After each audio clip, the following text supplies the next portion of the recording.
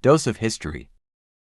Hey guys, today, we are traveling to the icy waters of the North Atlantic to answer your burning questions about one of the most infamous disasters in history, the sinking of the RMS Titanic.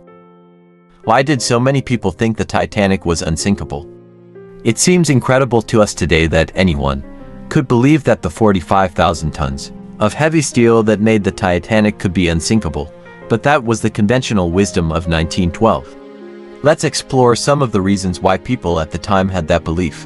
1. Marketing and publicity played a big role of why they believed this ship was unsinkable. While the shipbuilders Harlan and Wolff insist that the Titanic was never advertised as an unsinkable ship, there were instances where the term unsinkable was used. For example, a White Star Line publicity brochure produced in 1910 for the twin ships Olympic and Titanic stated that these vessels were designed to be unsinkable. Similarly, an article in the Irish News and Belfast Morning News in 1911 described Titanic's watertight compartments and electronic watertight doors, concluding that the ship was practically unsinkable. 2. Next we have state-of-the-art technology.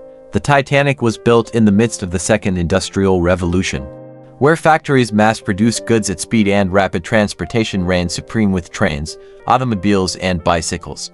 Indeed, it seemed that anything could be solved with modern technology. Titanic itself was built with advanced safety features, including watertight compartments and electrically steered doors.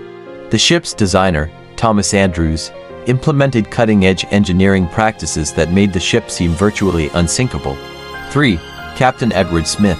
At 62 years of age, the Titanic's captain was the most senior of the White Star Line's captains. Only a few months before Titanic's voyage, Captain Edward Smith said in an interview that he could not imagine any condition which would cause a ship to founder. Modern shipbuilding has gone beyond that. 4. A famous quote, attributed to a deckhand, reflected the mindset of people at the time. God himself could not sink this ship. After the tragedy, it was widely reported that the iceberg must have produced a huge opening in Titanic's hull, not less than 300 feet in length. However, the Titanic tried to change heading prior to striking the iceberg and was able to avoid a head-on collision. Modern ultrasound surveys were able to confirm that the impact was a glancing side scrape for about 7 seconds, causing multiple 12 to 13 square feet wide openings that ultimately led to the demise of the unsinkable Titanic. What made the Titanic so luxurious? Despite its tragic maiden voyage, the RMS Titanic is still viewed as a lasting symbol of unrivaled luxury and grandeur. 1. Intense competition. The Titanic was the product of intense competition among rival shipping lines in the early 20th century. The White Star Line, in particular, was in a battle for steamship primacy with Cunard, a British firm known for its luxurious ships. The Titanic was part of a new Olympic class of liners, designed to outshine its competitors. 2. Size and sophistication. The Titanic was massive, measuring 880 feet in length and 90.5 feet at its broadest point. It was the largest movable man-made object in the world at the time. The ship's upper decks featured lavish interiors, designed to cater to the desires of first-class passengers. 3. Interior design. The Titanic's upper-class accommodations were opulent. First-class passengers enjoyed amenities such as elegant dining rooms, grand staircases, smoking lounges, and spacious cabins. The ship's designers spared no expense in creating an atmosphere of elegance and comfort. 4. State-of-the-art features. The Titanic boasted advanced technology, including electric lighting, telephones, and a heated swimming pool. Passengers marveled at the ship's amenities, which were considered sophisticated for their time. 5. Grand restaurants and cafes. The most formal experience was the first-class dining room on D-deck, which contained a fireplace and enormous windows looking out over the sea. Another option was the Lockhart restaurant on a deck, which was smaller but more expensive, and was open for breakfast, lunch, and dinner. The restaurant was described as the last word in luxury, with tables adorned with pink roses and white daisies, and a stringed orchestra playing music from Puccini and Tchaikovsky. The food was superb, with offerings such as caviar, lobster, quail from Egypt, plover's eggs, and hothouse grapes and fresh peaches.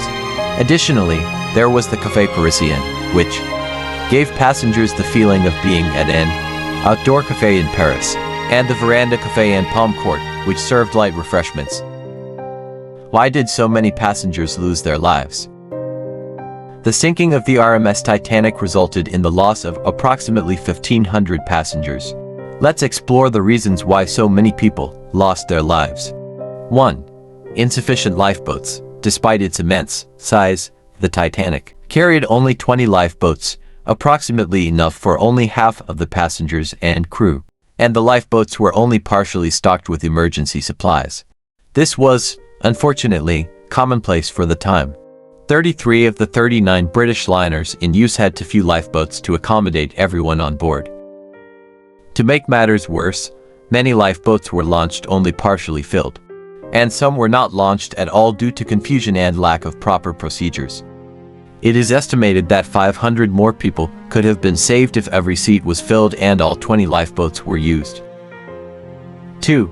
Advanced safety features. Ironically, the Titanic's advanced safety features, such as watertight compartments and electronic watertight doors, may have contributed to the high loss of life.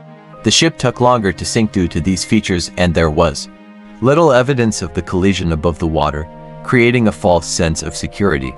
But once it started sinking, it went down rapidly. 3. Inadequate evacuation procedures. Despite all of the technical innovations, the Titanic had no public address system. When the call to abandon ship came, stewards had to go door to door, rousing sleeping passengers and crew. The crew had limited emergency training and faced challenges in organizing the evacuation. Passengers were not well informed about emergency procedures, and some refused to believe the ship would sink. As a result, evacuation efforts were chaotic and inefficient. 4. Cold water and hypothermia. The frigid water temperature in the North Atlantic was estimated at 28 degrees Fahrenheit, which is below freezing and considered a lethal temperature. Most passengers and crew were not adequately dressed for immersion in icy waters. Cold shock, cardiac arrest, and hypothermia set in quickly. Most of the Titanic victims died within 30 minutes of being in the water. 5. Rescue drama. About 10 minutes after the collision, it became clear that the ship could only stay afloat for 2 hours. And it was then that Captain Smith gave orders to make the radio calls for help. The RMS Carpathia received the distress signal, but it was 58 miles away. It heroically pursued at high speed and great risk through the icy waters to the rescue. It arrived 3.5 hours after the distress signal, far too late to help most of those not in lifeboats. Tragically, there was a much closer ship to the Titanic, the SS California, and only 10 miles away. It could have responded much sooner. But its sole radio operator shut his radio set down for the night 10 minutes before the Titanic hit the iceberg. 6. Communication troubles. The Titanic radio set had broken down the day before, resulting in a backlog of passenger messages to be sent. It is believed radio operator Jack Phillips was preoccupied with transmitting these messages via the relay station at Cape Race, and may have missed some of the warning messages that had come in earlier about icebergs. A final warning was received from the SS Californian about an hour before the Titanic hit the iceberg, and Phillips had signaled back to the SS Californian, "Shut up. Shut up, I'm working Cape Race." To make matters worse, when the radio operators later sent out distress calls, they inaccurately directed the rescuers to a position that was inaccurate by 13.5 nautical miles. 7. Lack of binoculars. The lookouts in the crow's nest did not have binoculars, which could have helped them spot the iceberg earlier. This lack of equipment contributed to the collision. 8. Speed and response time. The Titanic was traveling at a high speed when it encountered the iceberg. The crew's response time was insufficient to avoid the collision or effectively evacuate all passengers.